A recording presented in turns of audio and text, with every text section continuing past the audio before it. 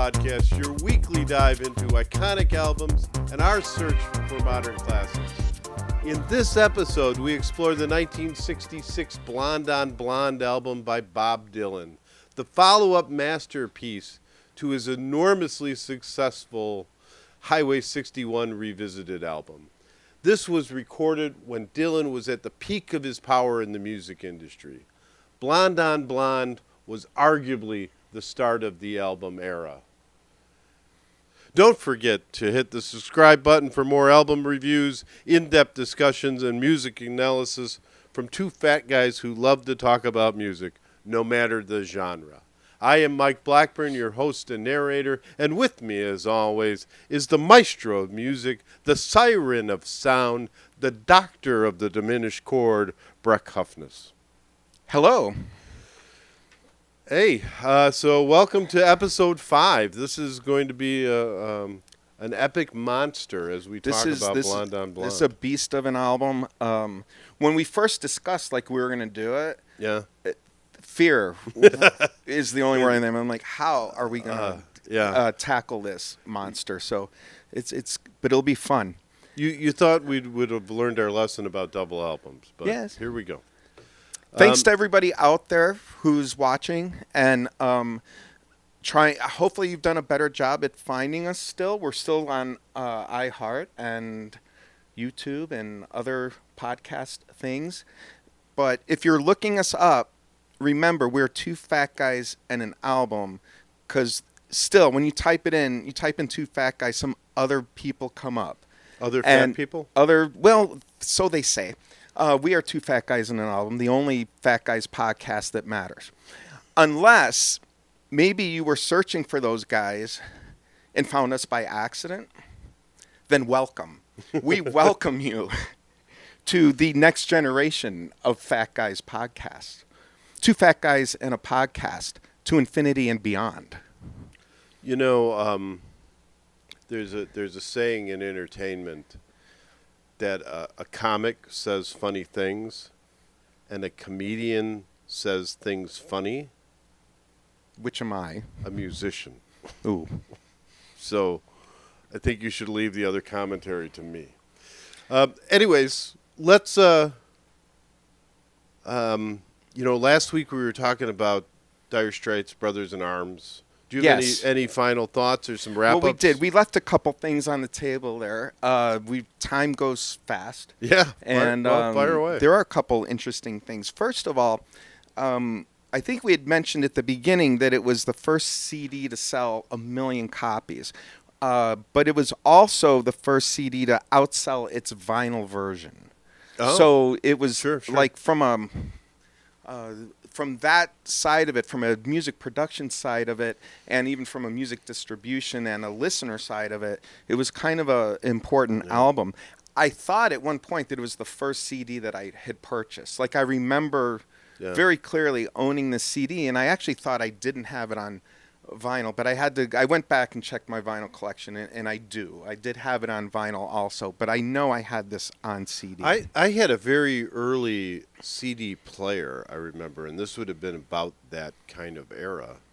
And I don't actually, as much as I consider myself an audiophile, I'm an audiophile from 1985. I know that kind of the hardware it took back then. Sure. And one of the things I remember, at some point they must have changed the thickness of CDs or something, because my original, I had a Carver CD player. Mm-hmm. I think it's still probably here in the garage somewhere. And it stopped being able to play the modern CDs. Really? So did not know that. Although now that whole era is dead, so we've moved on. It's gone the way of cassettes and 8-tracks. Yes, it has. Yeah. And what's back? Vinyl. Vinyl lives on, yeah. Yeah. So cool. What so you're saying that this is the first? Well, it was as I said, it was just the fact that it was on CD was important. Okay? Sure. That it was released on CD and it was so popular. Other CDs had been released, but this one outpaced its vinyl. The other interesting thing about it, was that it was recorded completely digitally. And it's one of the first albums to be completely digital. So if you've ever looked, this is only for people who have owned CDs, but maybe if you ever looked on your CD case, you might have seen something that says ADD or DDD on it. And those letters are telling you how the album was made. It was recorded digitally, it was edited digitally, and then it was released digitally on a CD. And so this was one of the first albums that occurred. So does that mean, like, so when I was doing some research and digging into Blonde on Blonde, a lot of the conversation was that the recording process was extremely slow and not kind of what the studio musicians were used to, because every time Dylan changed a lyric, they had to re-record the song because they were recording it. You know, it wasn't his vocals isolated. Right, and so you couldn't. Right, it was several other instruments were also recorded on that same track. Right. So digital recording it, does that mean you now isolate each of the instruments? Yeah, you're talking about two different things, actually. Right, two different related things. But enlighten me. But they're related. So if you wanted to edit back in the day of Blonde on Blonde, you would be recording onto tape, and you would have to physically cut tape. You would cut tape and paste tape and connect it together, splicing and connecting tape. So you would didn't just have to turn the tape over? So you wouldn't have to. So that's, you're not dealing with a digital product there. Right, gotcha. So there's a physical product, analog recorded, and you would physically have to cut and paste that. So that would be a pain in the rear end to begin with. Like if you wanted to retake something, sure, or if you wanted to do what's called punching in a vocal, changing a vocal, you would have to have, you'd have to take a copy of something that he'd recorded that sounded exactly the same and was able to be set in place and sound seamless. Now that was done. These things happen. They had that recording technology. One of the interesting, well, there's a couple things, like you go back to Charlie Parker albums, for example, and his solos, or many solos in the jazz age, were actually spliced together. So they might, you know, if you had a 3-minute or 4-minute jazz song, he might have been playing for 8 or 9 minutes, and then they would take the best versions of what he played and splice them together. So splicing tape was a real thing, and it was possible. The second part of what you said, though, involves tracks. Yeah. And that's, and we had talked about that a little bit before with the lo-fi conversation. Yeah. So if you're recording onto, if you have 3 musicians on one microphone, then you only have the sound of those 3 musicians. They're already combined together. And even now it's a challenge. It's work to separate those things out. In the past, there was no technology for it. So when this album was recorded, actually, they used a 24-track digital recorder, which means you could isolate 24 different performers or instruments, and then you could just re-record a vocal without having all the noise from the other instruments on it. You would only have a vocal track. You would only have a drum track. And I shouldn't say even a drum track. Now they're miking multiple, you might have 5 or 6 microphones on a drum set. And they have that level of control. So now. The 24 track that Brothers in Arms was recorded on, was that new for that album? I'm not sure if the number of tracks was significant, but it was digital. So it was a 24-track digital machine, which means they weren't. Well, they were recording to tape, but they were recording to digital tape. So the knock on CD back then was that digital didn't capture all the nuances. The warmth, yes. Of well, sound. And I think it's still the same. When you have analog, which I guess is best described as real life, and not digital, you know, you're getting... So I would think of it in terms of watching a movie. If you know a little bit about movies, they're shot in frames, or perhaps in the olden days, there's a frame rate, and there's something like Chauncey could probably help me out Chauncey, with is there this. still It's like frame rate? 30 frames a second, maybe, or you could have 60 frames a second now. Cinema, like a movie, is 23.98. Okay. Like your average camcorder is like 30 to 60. Yeah. That's like what you would shoot like sports at. It's like TV is shot at 60. Yeah, so TV shot at 60 frames a second, and the more frames you have, so if you're watching football or hockey or something, the more frames, the smoother the action appears. So analog, how we really see things, is kind of infinite. We don't see things in frame rate. So motion on a TV or motion in a movie is really an illusion of motion. Our brains just put together these 30 frames a second or 60 frames a second. Sure. And if you've ever made a flip book or something, I think everybody's probably familiar with the idea. Sure. So that is why, CDs perhaps don't have the same sound as analog. You can only fit so much information on a CD, and you can only capture so much information, and it does not contain the real life infinite frames per second that we have. Gotcha. All right. One of the things that I wanted to talk about, I wanted to ask about that I missed during the recording was the cover. Yeah, it's a really cool album cover. It is, but it has like a pretty wild guitar on the front of it. Yes. It's a metallic looking guitar. Yeah. And it's what's called a resonator guitar. Specifically, it's a 1937 National O style resonator guitar. When you say 1937, you mean it was made in 1937? I'm pretty sure, yeah. I thought, Yeah, so I think the guitar, Yeah, this yeah. particular model of guitar, I believe, was manufactured, say, between 37 and 41. And I was thinking it was like some newfangled thing for the time. You could still go buy yourself a resonator guitar if you like, but this was an actual 1937 So what- resonator, and he plays on it. The sound, off the top of my head, the beginning of Romeo and Juliet by Dire Straits, which sounds a little bit like a banjo.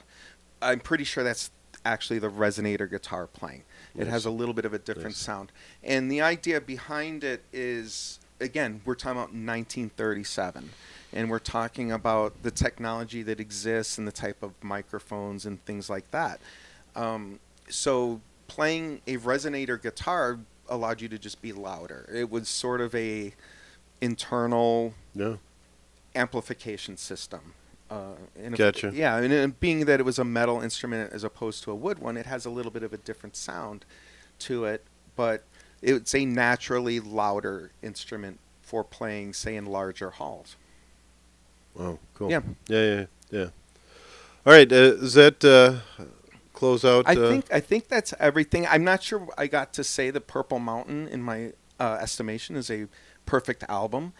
We don't have to dive into that now, but because we already had that discussion. You're referring back to the previous episode. The previous episode where we covered kind of our modern classic we covered was Purple Mountains. Purple Mountain was ours. Purple Mountains by Purple Mountains, yeah. And it was suggested by a waitress in a pizza place in Chicago. Yes. And the question I posed to her was, did she think about, was there anything, a perfect album? What was a perfect album in her mind? So a perfect album, by my definition, is no skips. You can play it right through. Yep. And she suggested Purple Mountains by Purple Mountains, and I'd never heard of it. And neither had I. But it turned out to be an amazing Yeah, and I think we got to the part album. where we agreed it was an awesome album. Yeah. But I am declaring it a perfect album. Perfect. Beautiful. It has been done. Beautiful. All right. So that kind of wraps up things from our last episode. I guess the only kind of conversation I have is we've still been, since our very first episode, we've still been toying with genre terms and kind of trying to define, that the punk era and the post-punk era where it began. Yes. And I always say my premise here is, or my thoughts are, that the punk era is actually very short.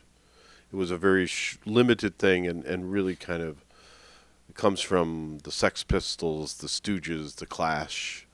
Somebody commented on that show that New York Dolls was the first punk group. Right, and having taken a closer look at it, I think New York Dolls is a good place to start. Yeah, so right, I think I have no argument with that comment. So, but then it's sort of evolved quickly, and maybe, the Clash, was probably the start of the post-punk era. We moved kind of beyond just the slamming instruments around and, barking and screaming, and really came up with a genre that then kind of evolved after that. But I think for this episode, when we talk about, Dylan and what Dylan was doing, the most interesting part of that is that punk was a kind of a response to something. So my hypothesis here, you're welcome to disagree with it. I disagree already, but go on. That when music gets too structured, too corporate, too formulaic, that musicians push back, rebel. And so punk was sort of the pushback against that kind of lame, tame music of the early 70s of Billy Joel and Simon and Garfunkel and dare I say Van Morrison, right? And that's sort of not that Van Morrison really did it, but at some point it got formulaic. And so punk was sort of the pushback of that. And same thing with Dylan.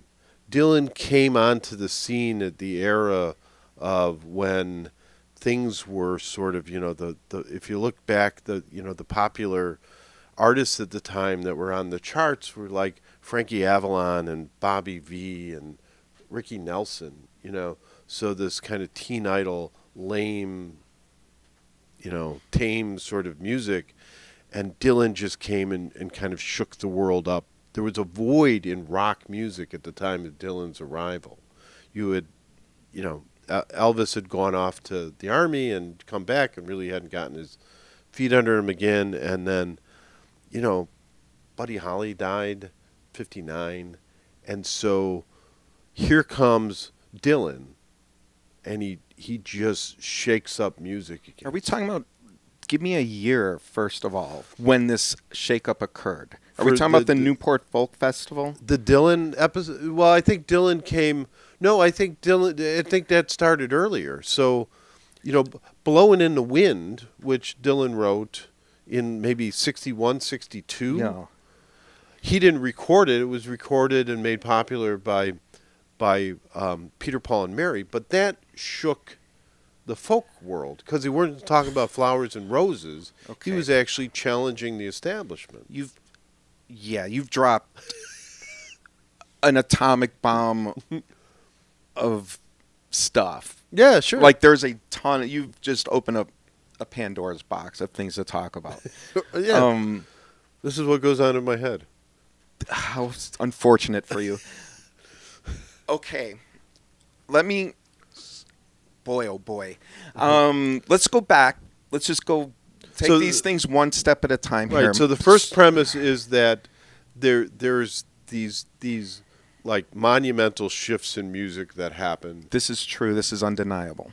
So when things, in my opinion, when things get too formulaic, too corporate, something pops out of that. This is deniable. Okay. So this is actually the crux of our genre discussion. Okay. I believe is this our fifth show? So it's taken me a month to sort this out, and I think I'm starting to put the pieces of the puzzle together. Awesome. you look, and what you just said confirms my theory. Oh. Okay. There are two ways I think to look at genre. Okay. All right. I believe you look at it in a corporate sense. I think you look at it as a record company executive or as a radio programmer. And I look at it more from an artist perspective. And if we go back even to the Van Morrison discussion that we had that I don't think fully made it to air, what I would say is that artists are not influenced by genre. And I'm saying this with the full weight of the Maestro of music. I say this in all seriousness and in all attempt to further information and understanding of music and how music comes to be. I think artists are influenced by other artists. Sure. So if By what they like. by what they liked when they were younger, what styles merged into their own personal styles, and then oftentimes contemporaries, which we'll Sure. see in this place. Sure. But when the New York Dolls created punk, if we may be so bold, for the sake of argument, Sure. they weren't thinking about creating a new style of music. They were doing what felt right to them. They were expressing what they thought music would sound like. They were expressing their concept of music. And this is going to circle around a bit. So, yes, the punk scene, in some way, I think punk music from a corporate level or from a consumer level, to me, was actually more of a pushback against prog rock and things like that. I'm not sure I would consider it. But to the musicians doing it, punk is often described as do-it-yourself music. So this is just creating music that they're able to make. They're taking music from this prog rock level or this produced level, as you say, and they're putting it in the garage. And they're just, again, people, this sort of lo-fi concept almost, where you're just a couple guys with a guitar. You don't have to be that good at playing it. No. You don't have to be that good at singing. Yeah. And you're just able to make music in that way. And so in some ways it takes, the music of, say, early Genesis or Yes, where music had progressed, and music that I like a lot is this progressive rock, but you would have highly skilled musicians. Part of the appeal of that is they're taking regular rock and roll and elevating it. Sure. And now people are really good at their instruments and really good at singing and writing complex music. But I don't think it's more of a negative thing. Like the way you describe it is they're pushing against it. And I don't think that's it at all. I think they were just creating something new that they heard that they were able to make because they don't have, and I don't even know if they would have wanted to do progressive rock, but for certainly probably didn't have the ability to. So they just want to create the music to them that speaks their art. Now, there are certainly cultural implications to this. And this goes a bit to what you're saying about Dylan and his lyrics. And it's connected to the punk story, if that's okay. Yeah. There was definitely pushback in a societal way, in a cultural way, to what was going on in the 70s in London in particular. So this is protest music in some sense. Punk is still is protest music Sure. and anti-establishment and all that. So that's for sure true, but the pushback isn't against, I don't think, the music so much or the genre as societal issues, and then just this is how they hear music and how they present their story. So So lyrically, then, Dylan changed folk music by yes. by having protest. Use your term, protest music. Yes. And punk changed music with the same sort of protest. Yes. So yeah, I think you're hit on to something there. Although protest music existed before Bob Dylan, and again, this is where let's not Nina look Simone. at genre. Let's look at influence. Sure. So if you look at Woody Guthrie, Yeah, thank there you go. Yep. He's writing protest music Sure. in the whatever Yeah. that is, the 30s. So protest music has existed a great, in the previous to Bob Dylan. Also, the folk scene at that time, before he plugged in, was full of protest music. I mean, that's partially why people were upset with him at Newport. I don't know if I'm jumping ahead. You are. But it addresses what you're talking about. So we can move on to that in more detail later. I would have to say that this is a great discussion. I'm sure it will continue for many more episodes, but I think we're going to have to leave it there for now. You dropped an atom bomb with that. Yeah. We're going to have to leave it there for now and begin to move into Act 1. Hit it. Ladies and gentlemen, let's get ready to rock. In the red corner, an album that needs no introduction. Coming in at number 38 on the Rolling Stone 500 Greatest Albums of All Time, this 1966 poetic masterpiece reached number 9 in America and number 2 in the UK. It contains 2 top 20 singles and 2 additional songs considered to be among the best of all time. Written and performed by an awardee of both a Nobel and a Pulitzer Prize, as well as a member of both the Rock and Roll and Songwriters Hall of Fame, the voice of a generation, Bob Dylan. This is Blonde on Blonde. And in the blue corner, 2 fat guys. This is 2 fat guys and an album. So Maestro, we could have multiple episodes on, Dylan and even this album. There's multiple books written about him. There was a book written specifically about this album and the recording of this album. Yeah. There's currently a movie out in the ether, The Complete Unknown. Yeah, that's what I was saying. It was a massive topic. Right. And the really fun part is how much all those sources contradict each other. Well, there's actually, if you read and listen to everything, there's like an autobiography that he wrote that is considered just trash. Like it's all lies and stuff. But there was also like a 2005 documentary on him called No Direction Home by Martin Scorsese. Yes.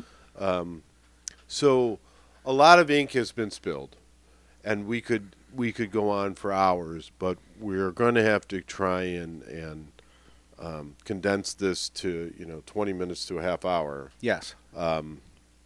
So I'd say let's focus a little bit on Dylan himself, and then kind of the struggles he had kind of to get to making this album, and then there's some really unique things that kind of happened with how this album was recorded and who helped him, etc. And then, of course, the album, the monumental album itself. So, I'll do my best with that. Yeah. So, I refer to him as the godfather of folk rock. So why don't you tell me a little bit about Dylan? Well, I mean, he started off pretty much as a folk singer. He's in that running with that folk crowd. Woody Guthrie, Robert Johnson, Hank Williams, Leadbelly, basically American skiffle, influenced him a great deal. Skiffle. But also Little Richard, And then the Beat Poets, Allen Ginsberg, Jack Kerouac. This album in particular is influenced a great deal by Chicago blues as well. We'll probably get into that a little bit later. But these are all the ingredients that kind of put Bob Dylan together. So he was pretty young when he kind of moved from where he was born in Minnesota to end up in New York City in the whole Greenwich Village kind of scene to that at scene. the time with Yes. Woody Guthrie and Pete Seeger and Yes. yeah, pretty amazing. I mean, be a fly on the wall in some of that. And so in the New York scene, you have it's not just kind of this folk music scene, but it's also bumping pretty hard into like the jazz scene of that era. All the stuff that's kind of happening. You know? Yeah, he's kind of I have it written here, and I don't want to dig for it, but sort of a folk hipster. If those are the you have that countryness, you have that folkness, but then you have the New York hipsterness, and all those things merge together and to create this character that's Bob Dylan. So I just wanted to kind of note that there was a pretty wild jazz scene going on in New York City and some of those same clubs. Right. Because you hear a lot of that in several albums that he made kind of in the mid 60s. Mm-hmm. You hear a lot of the sort of I mean, I hear a lot of bluesiness. Yeah, sure. That too. For Yeah. sure. Yeah. But go on. And so the as you said, his earlier songs, "Blowin' in the Wind" was released in 1963. "Hard Rain's Gonna Fall," "Times They Are Changing" coming after that in 64.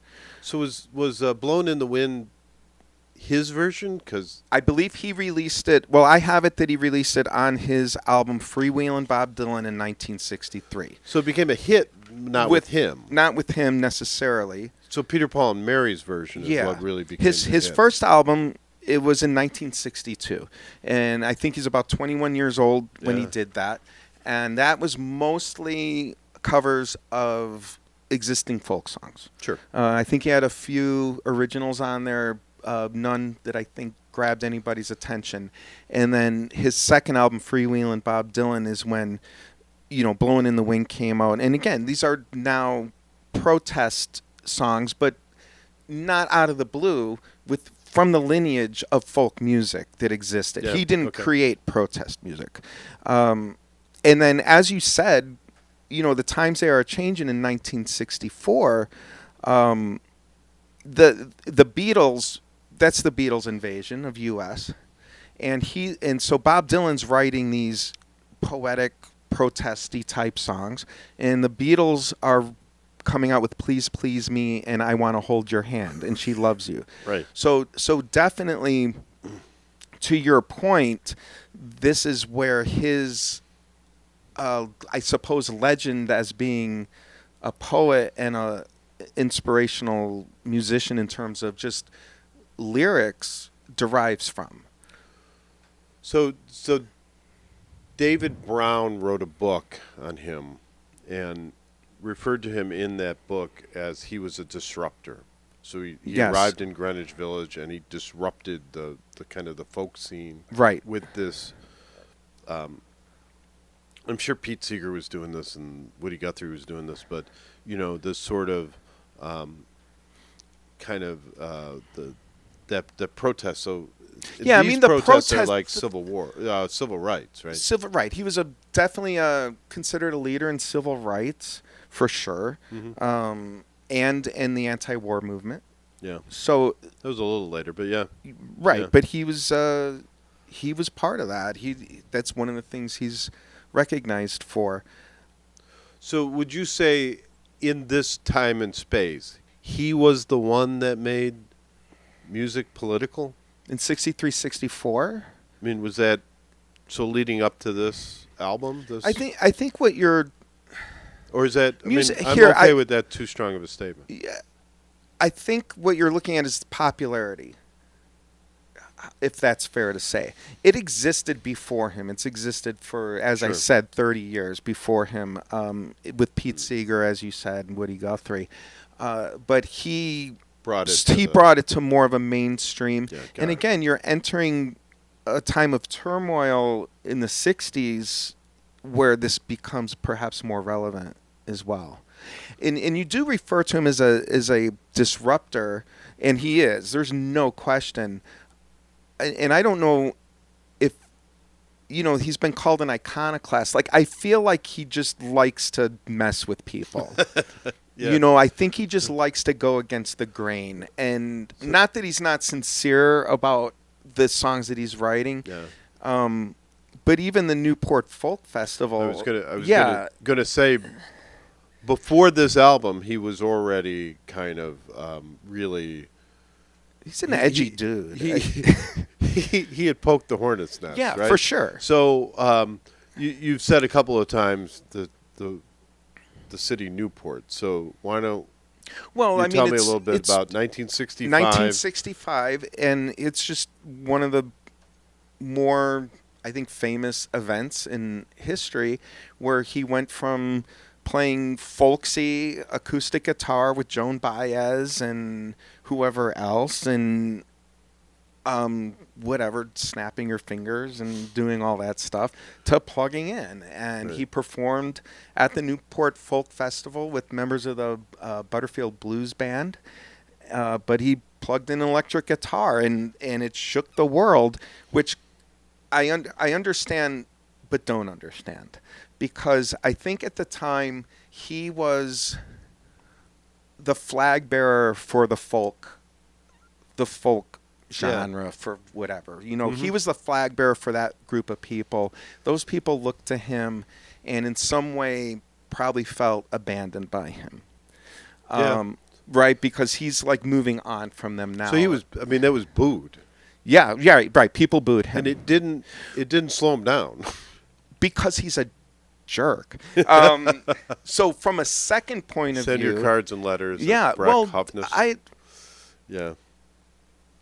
No. But I will go back to some things we've talked about before. If I'm paying my hard-earned money to see Bob Dylan sing "Blowin' in the Wind," and he goes up there and plugs in his guitar and starts doing something completely different and unexpected, I might have the same reaction. So he took, in some ways, advantage of this festival, which hired him for a specific reason, which had a particular group of musicians. Sure. And by the way, there were other electric musicians at the festival. Like I said, the Paul Butterfield Blues Band was there.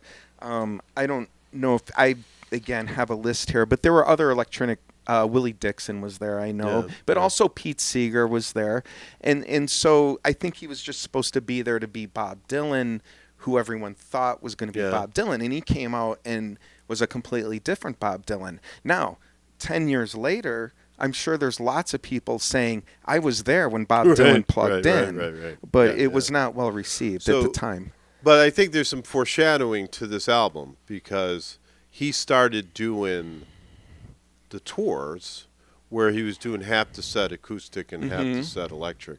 Reminds me of we saw Neil Young. We saw Neil Young show Right. like that, in 25 years later. Might have been influenced by Bob Dylan.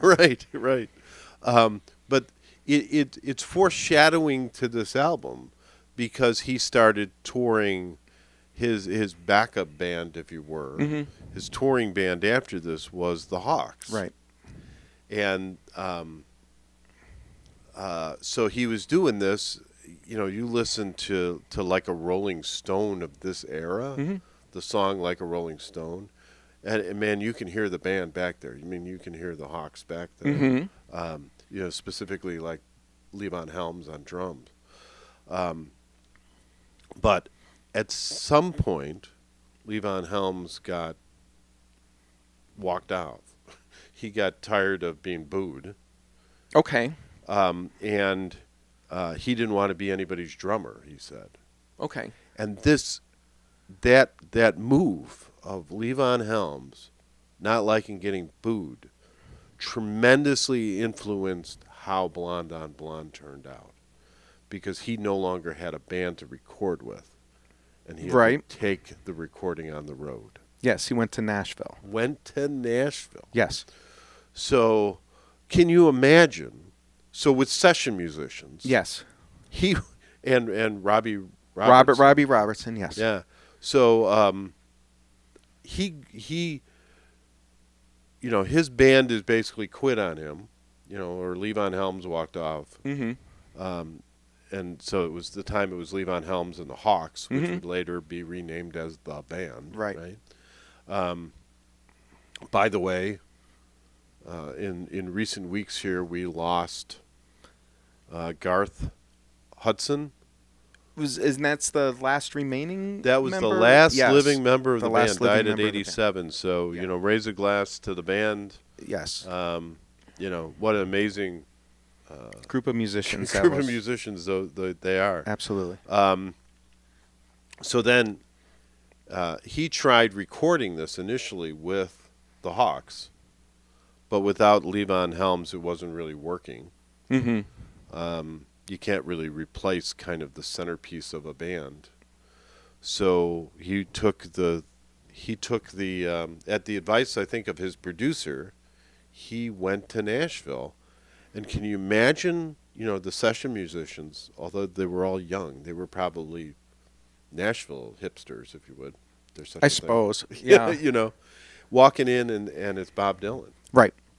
And they had, these are all beastly musicians. These are all the finest musicians in the land. Young guys. Yeah. And so again, this album is going to be an amalgamation of folk, New York hipster, and Nashville. That was the third ingredient that I was missing earlier. Yeah. And that's actually what created this album. I was a little surprised when kind of digging around. How young these musicians were. Mm-hmm. I think the oldest one was Wayne Moss at like 28. Yeah. And to your point, Wayne Moss is not like a lightweight guitar player. No, none of them are. Nobody on that he- session. Everybody's considered. He did the riff or was the guitar player on like Roy Orbison's Pretty Woman. Okay. And Dolly Parton's Jolene. Right. We had talked about this a little bit earlier. When you go to record, particularly back in the day, and you go to a studio, you're recording with their musicians. Yeah. They're professionals. Yeah. They're one-take professionals, and there's and every situation's different. But you would literally take the songs that you wrote with no arrangement and no anything. You'd just be a guy who wrote songs. Right. And those studio musicians would create the songs. They would create the bass lines. They would create the drum parts. They would create the guitar riffs. So that's, those are real guys who knew what they were doing and appeared on, literally hundreds of records. Any record recorded in that studio likely contained those musicians. Yeah, so kind of one of the things that Dylan did that stood out in retrospect is he gave them album credit. Yeah.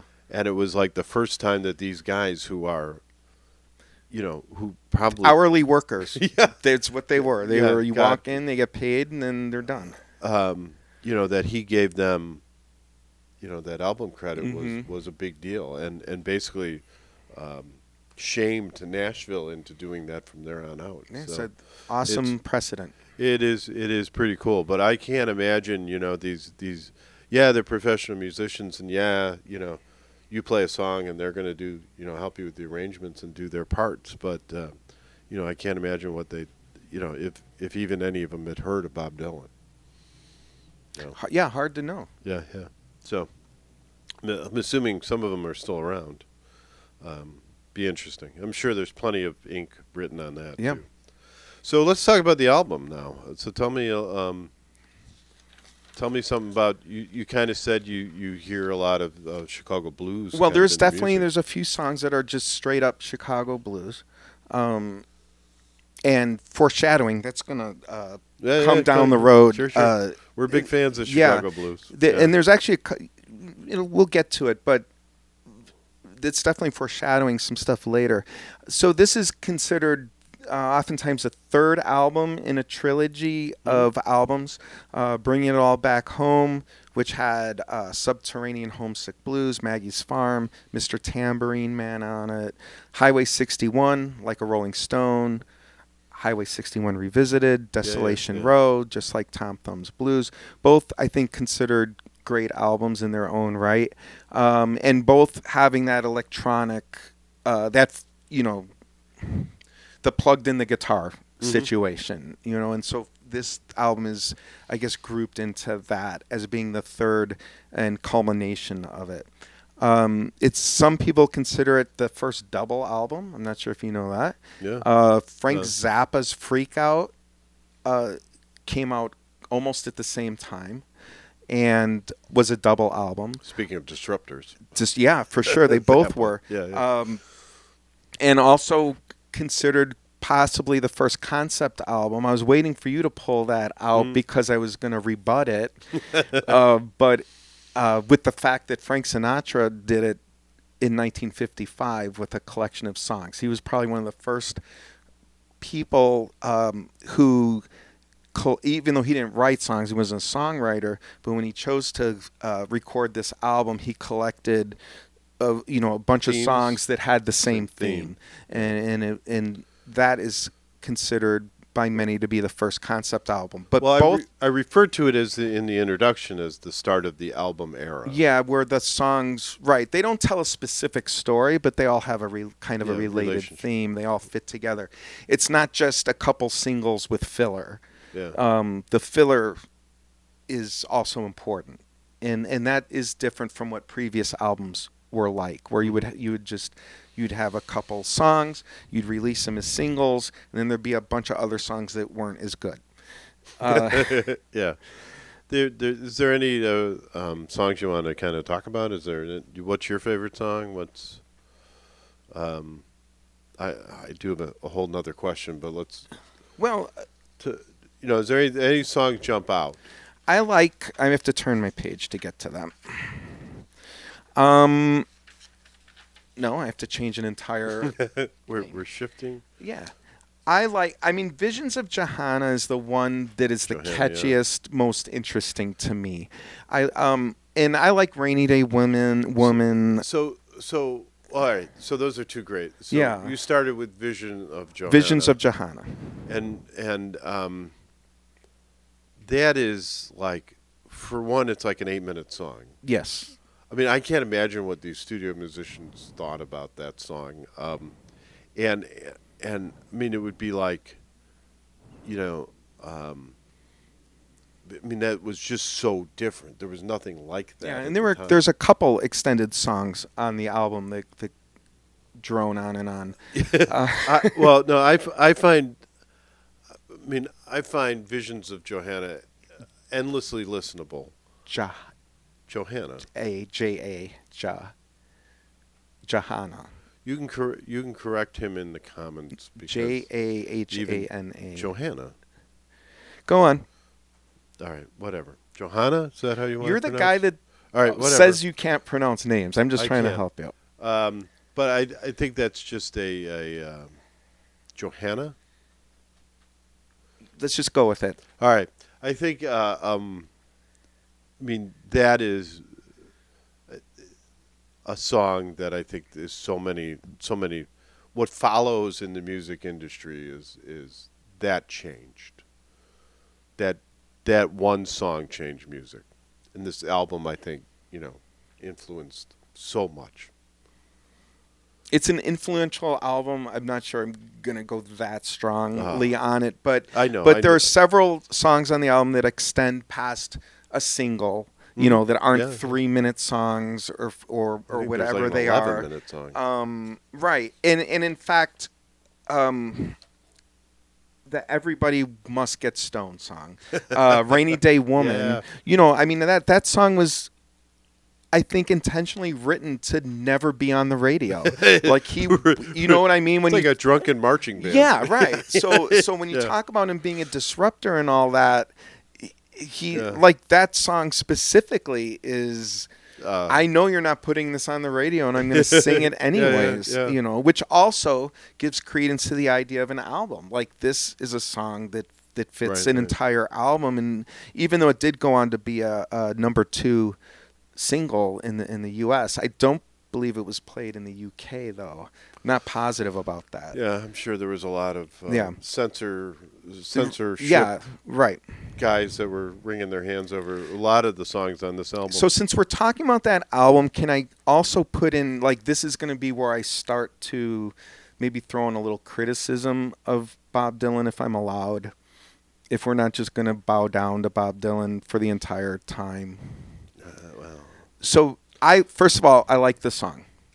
I like the song a lot. mhm. Okay. But he has this cultivated mystery about him. And I believe it's cultivated. And There's an implication there. yeah. All right. So the song title itself, like, nobody knows what the song title means, really. Nobody knows. And I believe, and I don't know this for a fact, but I think if you asked Bob Dylan directly, he'd probably give you 7 different answers at 7 different times. Yeah, read his autobiography. He's elusive. I think he believes that the truth is a living thing that evolves over time, which, maybe that's a really profound thought, but also a little annoying. My wife is the same way. Yeah, Go on. okay. So here is what I have 2 just interpretations of what the song title is. 2 separate interpretations. Okay. The first one is by an author, some Fancy Pants author who's, writing about Bob Dylan. Please forgive us, Fancy Pants off. Yes. And he links the title to the book of Proverbs, chapter 27, verse 15. A continual dropping and a very rainy day and a contentious women are alike. That is what he believes Rainy Day Woman, number 12 and 35, allude to.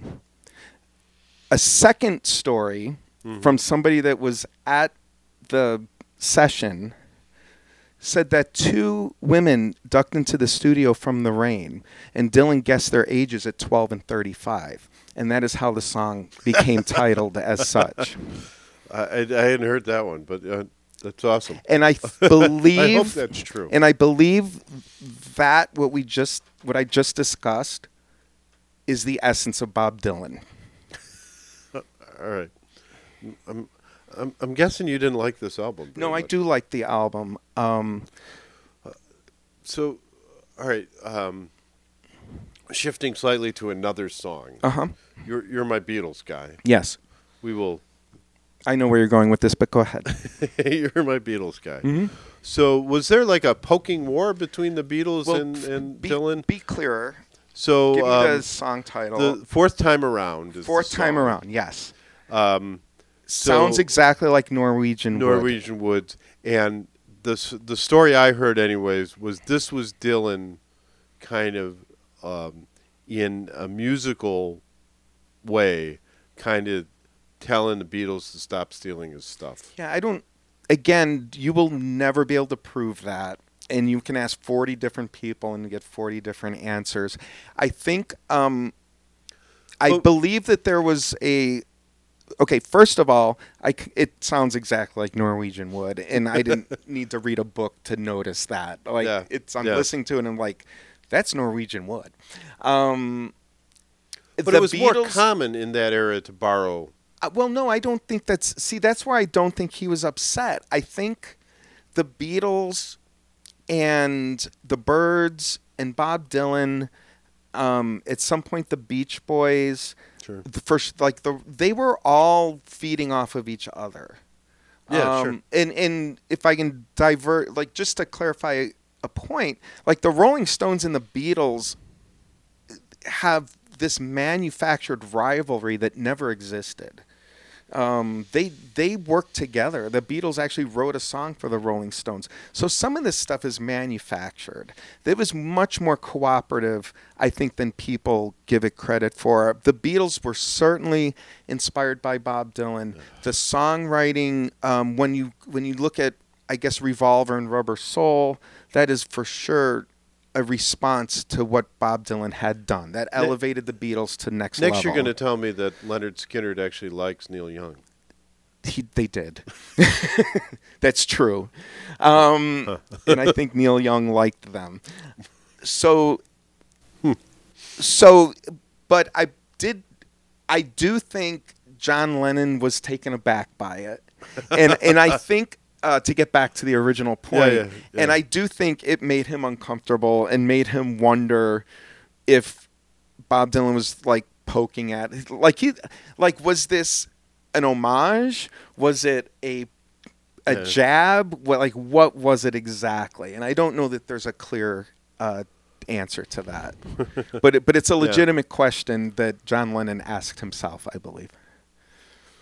So you said you like the album? I like the album. I just here, but this is okay. Bob Dylan, I have to he's a Hall of Famer. He has a Pulitzer Prize. He has a Nobel Prize. He's a Kennedy Center honoree. Yeah, I can't Yeah. This is the kind of thing where, hey, I'm going to criticize Bob Dylan. He's going to say, I can't hear you because I have my Pulitzer Prize in one ear and my Nobel in the other. Yeah. So it's ridiculous. On the other hand, I do think his hipsterness is a little annoying. I think he is a bit of tries to be the smartest man in the room, and we all know I'm the smartest man in the room, so that can't be true. And so and at the same time he's produced amazing things, So I recognize all of that, and I will say I'm not the only one that thinks he's a little overblown. Like, his poetry is not. Oh, it's masterful. Okay, I have, and I will tell you this. I was going to compare his lyrics to other lyrics, and kind of shoot him down a little bit, and I couldn't. So I didn't until you get to more modern music, and then in that case it's not fair because you're just beating him with his own right baseball bat. But in the sense of is he a great poet? He's a great lyricist, and he changed lyrics, and he did all that. But I'm not going to be able to. Can we have a break here? Because I do want to read this off, and I have it prepared. No, I prefer to watch you struggle. So, you struggle. Okay. Loudly, apparently. Because I knew this. Right. I knew this was going to come up, and I just wanted to propose it. As a. It's really going to take me longer. Here it is. I found it. That's why we don't staple papers together. So William Blake versus Bob Dylan. Who? William Blake.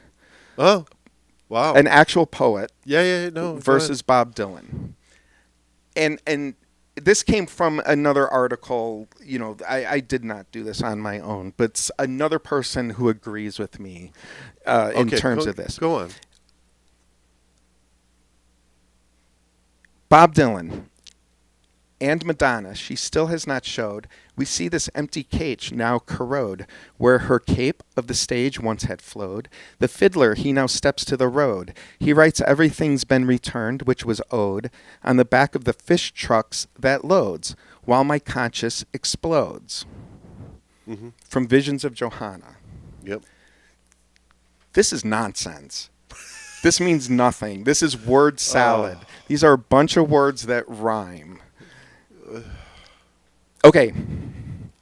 William Blake, from Songs of Innocence and Experience.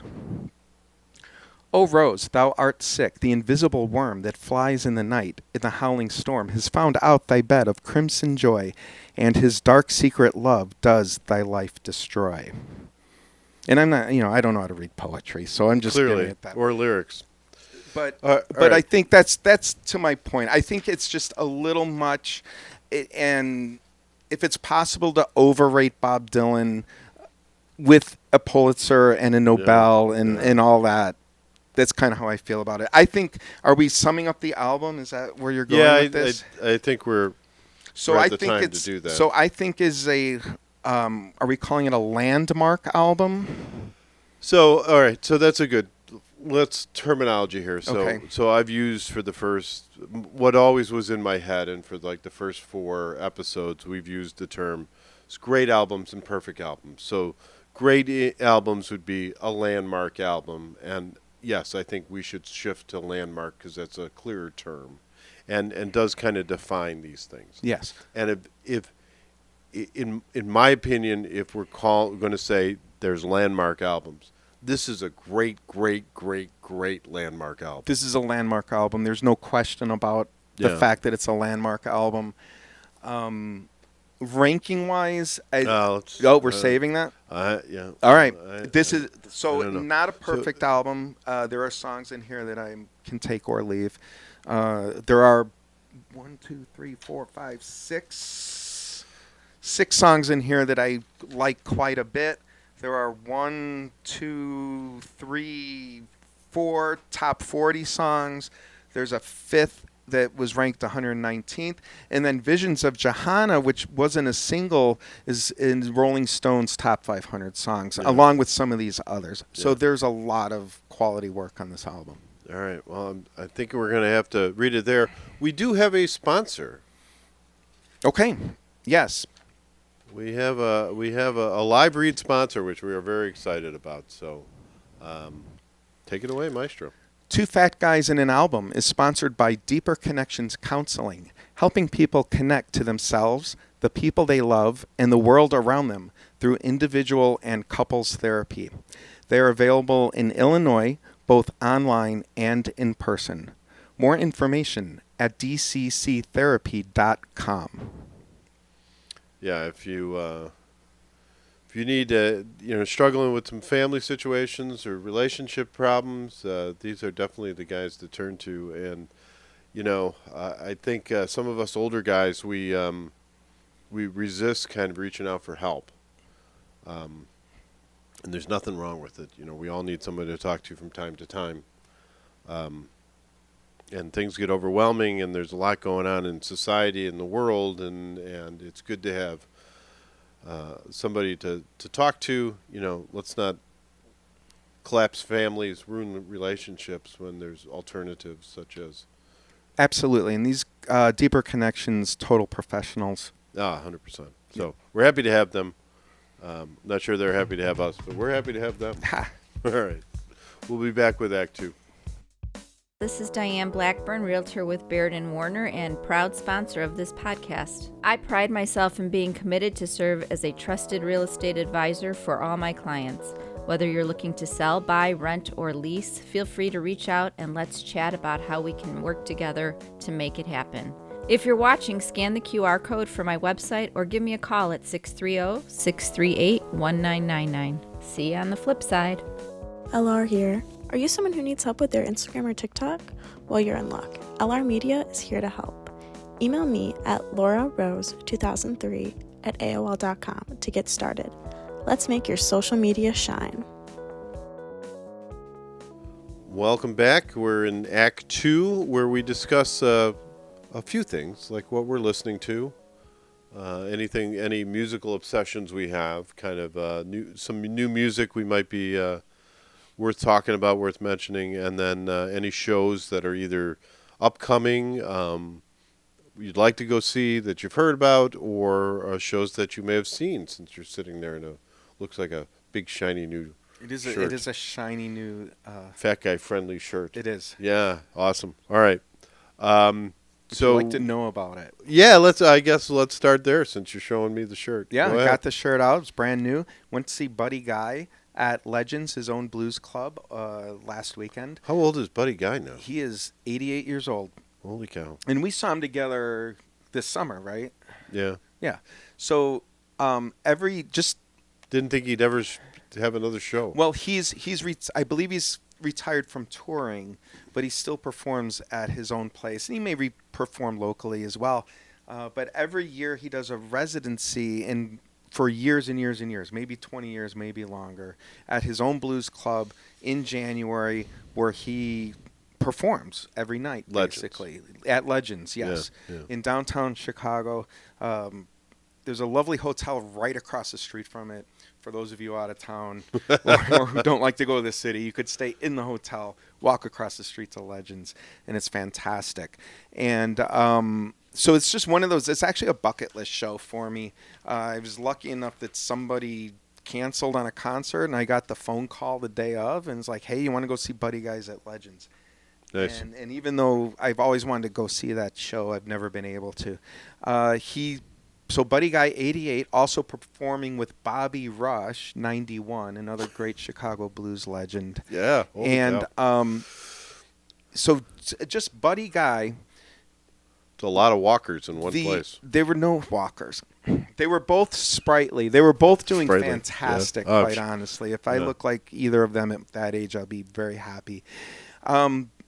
But for those who maybe not be familiar with Buddy Guy, number 27 on Rolling Stone's all-time great guitarist. Influenced everybody. Eric Clapton, Jimi Hendrix, Jimmy Page, Keith Richards, Stevie Ray Vaughan, Jeff Beck, John Mayer, those everybody, literally everyone. Also has a Kennedy Center honor. He's been honored at the Kennedy Center in 2012. And it's just a terrific show. So high energy. How long did it last? It was long. It was probably 90 minutes long. Bobby Rush, they had an opening act, and then Bobby Rush came out next. And I actually wasn't there for the opening act. I got there whenever doors were, say at 7 o'clock, and somebody was already performing. And then Bobby Rush performed a full set, say 45 minutes, and then Buddy Guy came out, and then Bobby Rush joined him. So they did quite a bit of work together. I think they're really good friends. I think they've come up together, and so it was kind of a collab concert. And the interesting thing, when I was going to it, we had just decided we were going to do Blonde on Blonde. And so I was listening to Blonde on Blonde on the way to this show, knowing that Blonde on Blonde had these Chicago blues tracks, and listening to them, and there's a critic at that time that said how great of a blues musician Bob Dylan was. They have not seen Buddy Guy or Bobby Rush. Those are ridiculous words. So yes, he performed blues songs. He is not in the same vein as a legendary blues musician such as Buddy Guy. Well, you and I, like in college, spent a lot of time in like Chicago blues. Right. I think we probably saw Bobby Rush back in the day. Yeah. We went so often, and it didn't. I mean, we had our favorites, of course. Right. But also, we would just go, and you really didn't know, is this a big name person or not? Like they were all big names, I think, for the most part. I would just get 6 beers deep and start yelling Mustang Sally. Freebird? Yeah. But the Mustang Sally, which would be the Freebird of Chicago blues. Yeah, I think so. I think so. Same but thing. you liked I remember you liked Magic Slim. It's Magic Slim and the Teardrops, and I man. liked, The late great Magic Slim. I liked Otis Clay. Ray's went up to Magic Slim. Yeah, and I didn't. Otis Clay, yeah. So I did not take a pic. I took pictures of the show, but I did not take a picture with Buddy Guy or with Bobby Rush, because when I took a picture with Otis Clay, he passed away like 3 months later. So yeah. It's fair, safe. Yeah, so keeping those guys around for as long as we can. Any upcoming shows? What do we have upcoming? A String Cheese Incident is going to be playing at the Shed this weekend, January 31st. That's February the Salt 1st. Shed in Chicago. Yeah, not yet a sponsor, but we're open to it. Yeah. I enjoy them. And that right. I stumbled upon this, and I'm actually really. It's more than just in Chicago. It's touring around, but our guess is it's a cover band of the Beach Boys. That's my guess. We haven't thoroughly vetted this yet. So March 7th at Park. Well, it's definitely a cover band of the Beach Boys. Yeah, they're not touring. But whether they're an existing, normally together cover band or an assembled cover band. So it sounds like they're coming to do Pet Sounds, which is an album that I'm sure will be coming up here in the next shortly. I'm sure. One of those landmark That's albums. Well, let's not give away the let's not give away the. Well, yeah, I'd have a hard time. There's a good chance. For me, that's an album on my top 20. So I wouldn't mind seeing that in the Chicagoland area. That's at the Park West on March 7th. I find it 2025. fascinating that album will be performed live. And in the same vein as maybe Sgt. Pepper, that you could perform those songs live, because at the time they were just studio creations. Yeah, it was impossible to do it live. Be fascinating. And it would be interesting to see how they recreate what's going on, how much of it is pre-recorded, tape loops and things like that. But certainly the technology has changed quite a bit from 1965 or 66 that allows this stuff to be done on stage. I gotta check the calendar, but I might be tempted to go see that. All right. Yeah. All right. New music? Anything? Yeah, new that's out? I found a guy that we're both a little bit familiar with, Nathan Graham, who happens to be a Chicago guy, and he's got a new EP out called The Way Through. And we saw him open for the Drive-By Truckers a couple years ago at Thalia Truckers. Hall. Yeah. But I don't know if you recall. I mean, he made quite an impression on me. Yeah. Oh no. And so I really tore it up. Yeah, I really liked him. And he is also self-described as Chicago blues meets Nashville. So he's I'd see that. So he's got that little. There's that little. Bob Dylan connection there. Right. He doesn't sound like Bob Dylan, but singer-songwriter. He sounds maybe I would like to say he sounds a bit like a less poppy Hootie and the Blowfish or Darius Rucker. That's to my ears. I hear that kind of a really nice soul singer. This particular album, though, and we had talked about this at a previous podcast. This EP is 4 tracks that are stripped down from his full album that was released last year, which was fully produced. So these are 4 songs that he reimagined, so almost in an unplugged way. Lo-fi? Not lo-fi at all. It's not lo-fi. Like, it's still... Like, you're still using microphones and recording equipment and multi-tracking and things like that. Yeah. No, so it's not lo-fi at all. It's still nicely produced, but it's more acoustic-ish compared to the full production, which takes me back to just a bit to the discussion we had about, how difficult it is to create that, how difficult it is to do an unplugged from a full album. Right.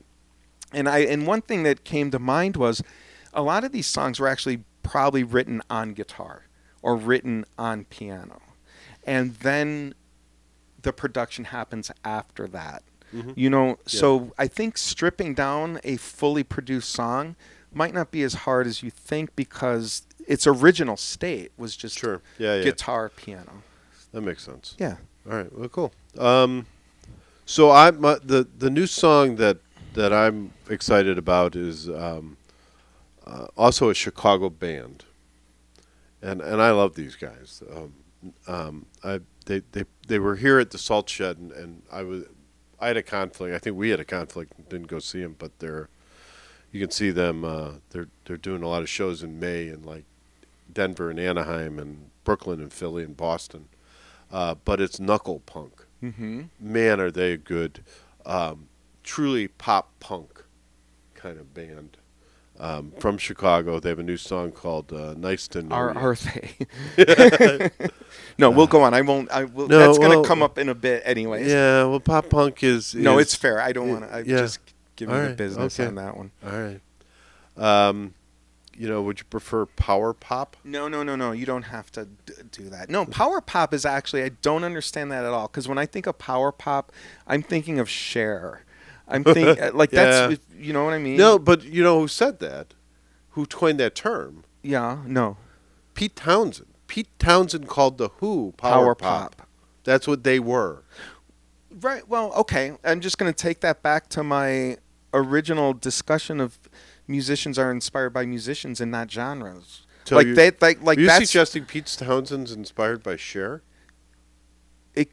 I don't have the proof. I don't have the evidence. But that's just what they think of their music as. What it gets labeled as is almost a historic thing. But yeah, so that's a really great example. Like the Who just wanted to be a pop band. Yeah. The Beatles just wanted to be a pop band. Steely Dan just wanted to be a pop band. Talking Heads just wanted to be a pop band. The Cure just wanted to be a pop band. All these labels come afterwards. Sure. No, but you have to be able to categorize music. We'll get there. Go All on. right. Okay. So anyways, so Knuckle Pop has a new song out. I think they're worth listening to. Get a chance, represent our Knuckle Punk. I would love to see them sometime. The other upcoming show that I find that's really weird, I was walking through Pfizer Forum in Milwaukee up there to watch a college basketball game. And there was a big advertisement for April 26th, Billy Joel and Sting performing at American Family Field, which I assume is what Miller Park is now called. I don't Pretty know. sure, yes. No idea. No, I think it is. I think you're correct. But why would those two need to tour with anybody? Well, Is it first to of all, shorten really this- good question. Yeah. Apparently, they can make more money that way. Maybe, I don't know. I mean, Billy Joel was touring with Elton John for quite a time. Yeah, When so they were doing stadium shows. Like, they want to do a stadium show. Like a don't think- ballpark. Like you don't 30, think Billy Joel could sell out a ballpark? 40,000 people. You don't think Billy Joel? I don't know. Billy Joel obviously doesn't think he could sell out. No, well, so I was looking at it at a different angle. So we've recently seen some shows, and I've seen like Psychedelic Furs a couple of times. I Yeah. saw them in California with the Squeeze, and we saw them, and you and I saw them in Chicago with Jesus and Mary Chain. So I'm wondering if they do this because they can shorten their stage time. They do it because they can make more money. So I saw Sting and Peter Gabriel not too long ago touring together at the United Center, and those are two guys that you would think would be able to sell out a show on their own. I'm assuming they share roadies, they share trucks. I think Peter it's Gabriel did sell out the United Center. I know. I'm saying is my guess is that there's financial behind this, or maybe. I like the laziness angle. I honestly do. Thinking, I don't need to put on a 2.5 hour I can do an show. hour and a half I can and do I'm an good. hour and 15 minutes, and then let the other guy do it. Well, It's like co-headliners. No, it's true. And then again, from a financial standpoint, you're making a bucket of money and only working for an hour and a half. So I don't know. We'd have to ask them if Billy Joel wants to come on or Sting. To answer? We'd like to delve into that question. They maybe get a blister on their little finger or maybe on their thumb, but that ain't work. All right. We want to roll into Act 3? Yep. Okay. This episode of Two Fat Guys in an Album is brought to you by Smidge Films. If you're looking to bring your ideas to life with some cool cinematic work, Smidge Films has you covered. From brand stories to promos, we'll help you tell your story in a way that really sticks. Check us out and see what we can do for you. So Act 3 is kind of our final act of the show, and it's where we used to call it Hidden Gems, Right? but realized these weren't really all that hidden. No. we were just clueless. Yes. Is more of it. So we renamed this segment Beyond Classic Rock. So kind of looking beyond the music of our younger days, and Right. looking at some bands that are very much worth giving a spin. Yes. So you picked this one, so I'll let you I did. introduce. Well, my pick is the band is the Wombats. The album is Guide to Love, Loss, and Desperation. Not to go against what you just said, but this album's from 2007. Sadly, not really from our younger days, but also this album's catching up to being 20 years old. Yeah. So, But along with the not a hidden gem part of the description, this had 4 UK top 40 hits. This was a big album in the UK. I'm not sure. I don't recall it in the United States, to be honest. But so tell me about the Wombats. Well, they're from Liverpool, and what's with you in the Liverpool band? Liverpool is a hotbed of music for sure. Once every 40 years. There's more than. Yeah. I'm Okay, pretty go sure other bands have come out of Liverpool. So if you want to throw some words around, indie, post-punk, new wave, pop punk. So very much like Knuckle Punk? Well, see, that's where it gets interesting. Okay. This, again, you are allowing me to prove my point because I don't think they're I don't think they sound like Knuckle Puck. I believe this is where genres are useful. So if I'm describing a band to you or to our listeners, I might like to describe them as a band that they sound like, not necessarily a genre. Like calling them pop punk, it gives you an idea, but also they could sound like a different band. So they might sound like, say, Blink-182, or whereas Knuckle Puck, for example, sounds a bit more like Linkin Park, which for some reason I have a blind spot in my brain for that band. And even though they're both pop punk bands, legitimately, I don't think they sound the same at all. So if you were asking me, do the Wombats sound like Knuckle Puck? I don't think they do. Knuckle Punk is a little bit harder. Yeah. They have a little bit more closer to like a screamo vibe to them, maybe closer to a nu metal vibe to them. So I would, if you're trying to like compare them, I liken them more to Linkin Park, whereas the Wombats maybe a little bit more like Blink-182. But it is good to have genre in this discussion where you can't say, like, I would like a word that says this is what this band sounds like, and genres are useful for that. So I am not at all anti-genre. So I would say the Wombat, my opinion, I'm familiar with the Wombats. I would say the Wombats themselves are probably, pop punk is probably fairer. Yeah. This album, this particular album definitely falls into the post-punk kind of era. I like this. You could pick up Moving to New York, and you could just drop that into a Cure album from 1988. Yes. And it would be seamless. I mean, that song just screams The Cure. Yes. Let's hear a little bit of that. I don't think I like that. I don't know.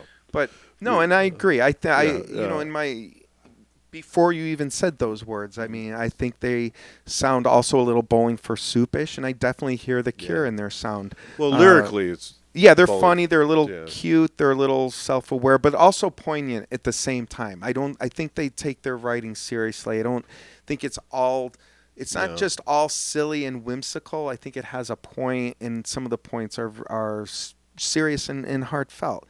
If I want to tie this in a bit to the Bob Dylan, to Blonde on Blonde, both albums kind of explore anxiety, dysfunctional, failed relationships with women.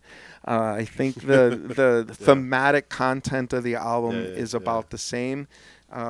So just a completely different take on the same topics.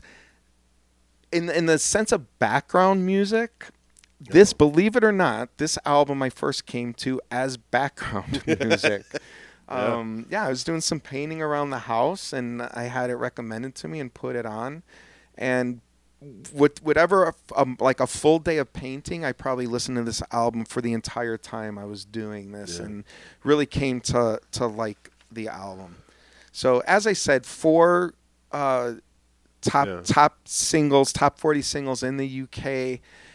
Moving to New York is the opening to John Oliver's Last Week Tonight, by the way. Oh, I didn't know. Yeah. I didn't realize that. Yeah. So I'm familiar with that song, and I'm familiar with Let's Dance to Joy Division. Yes, what a great song. Oh, my God. And again, if you just throw Joy Division into your song, you're automatically cool. But I don't know.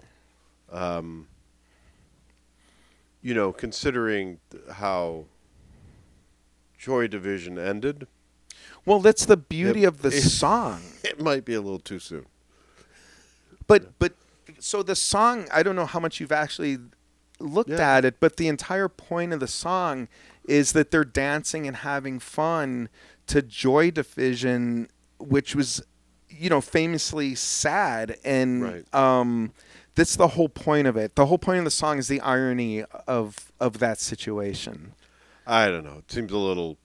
Did it cross a line for you? I think it might have crossed the line. I think it's genius. I think it's actual genius. I really like the song. Yeah. I just think it's a little too much. Okay. Kill the Director, another great one. I don't encourage it. No, not in this sense. But it's got a little bit of a Just Like a Woman vibe to it. Yeah. There's a great line in it. So with the angst of a teenage band, here's another song about gender I'll never understand, which I believe Just Like a Woman has a great deal of that vibe to it, like trying to figure out women and relationships. Right. So I know this band from a couple of these songs, and like to me, this album just screams the whole post-punk. It's, a couple of these The Cure could have written, and moving to New York, you could literally just drop into a Cure album. Yeah, which is why I like the album, because I like the Cure and that genre of music. But they have other stuff out there that's, I think, worth giving a spin. They're the most anti-Christmas band, I think. I didn't realize that. Yeah, they have a song called "Is This Christmas," which they tried to release as a. I think they wrote it for this album, but it was released later. Because they didn't want to tarnish this album. I don't think it fit. And they actually have a brand new album. I was going to say, I didn't know if I had mentioned that already, but No. they have an album coming out February 14th called Oh, the Ocean. And they have released their first song off of it already. And okay. I listened to it. It's really good. It's called Sorry I'm Late, I Didn't Want to Come. And right. It's a solid song. Very different. Very produced, I would say. Their last couple albums sound very... Right, and I do prefer this album to some of their... I do agree. But still the songwriting, I'm sure, is pretty awesome, just by that song title. No, it's... lyrically, they haven't changed very much. They had similar themes, that same kind of sense of humor. Mm-hmm. But it just... Their music seems to now be a little bit overproduced. A little polished, a little too polished. Too polished for my taste. Right, I like this... This is a strong album. Yeah, I hear the same thing on that. Yeah. All right. With that, I think we just have one big kind of rock left here. Well, two things to kind of do before we sign off. One is we talked about Blonde on Blonde, so you're kind of the owner of the rankings at this point. So where do you rank... Of the 5 albums, what do you got in order here? Yeah, I'm not sure how I got to be the owner of the rankings, but I'm happy to do it. They're definitely my rankings. They are totally your rankings. So I don't claim them even for the show. Yeah. And I also, take note that Rolling Stones revises their rankings whenever the heck they feel like it. Well, so maybe you should consider that. So putting all that into perspective. Yeah. I kind of see Blonde on Blonde similarly to the Clash album that we did. Sure. And that it's Monsters. absolutely a legendary album, a landmark album. That's the word I'm looking for. And then as far as ranking goes, that's the spot. Like, I know you will poo-poo this to no end.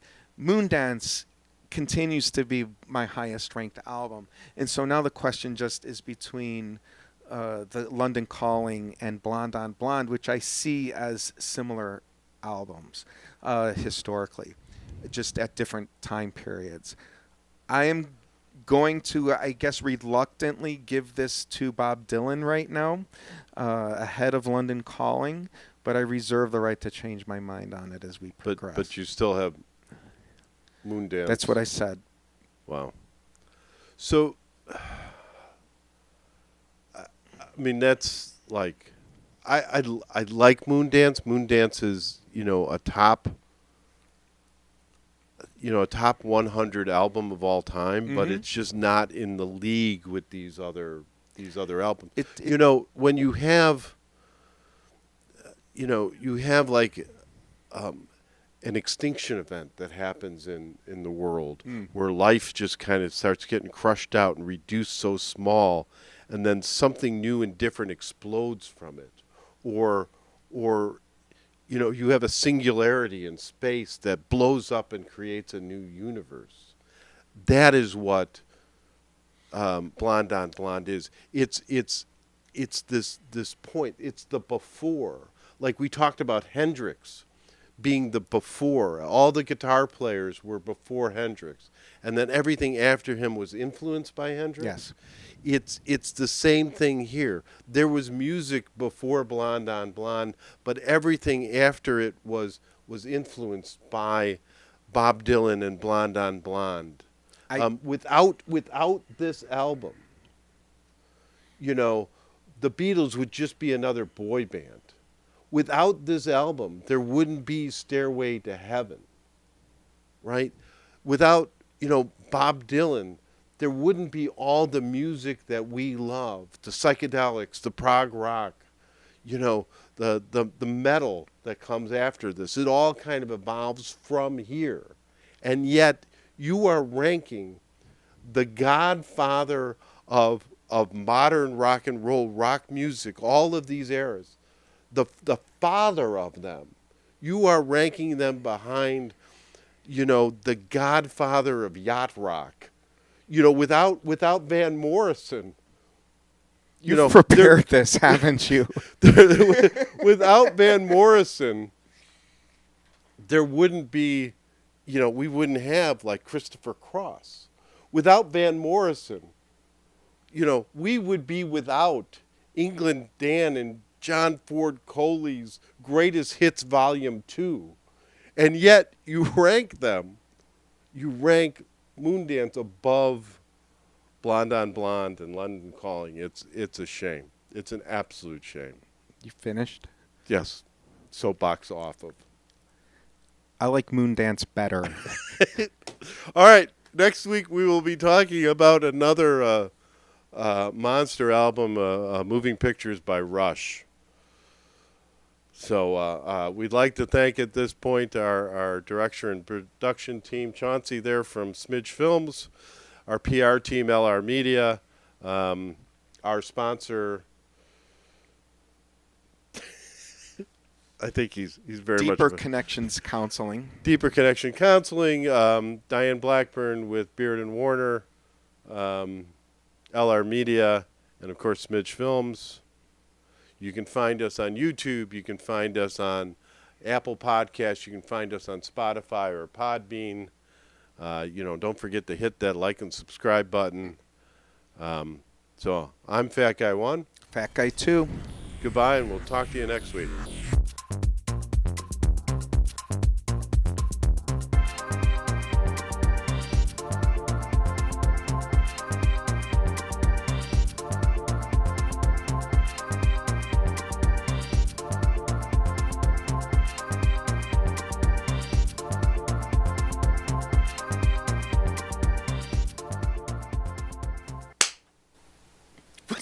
Why are you so scared me. surprised by that?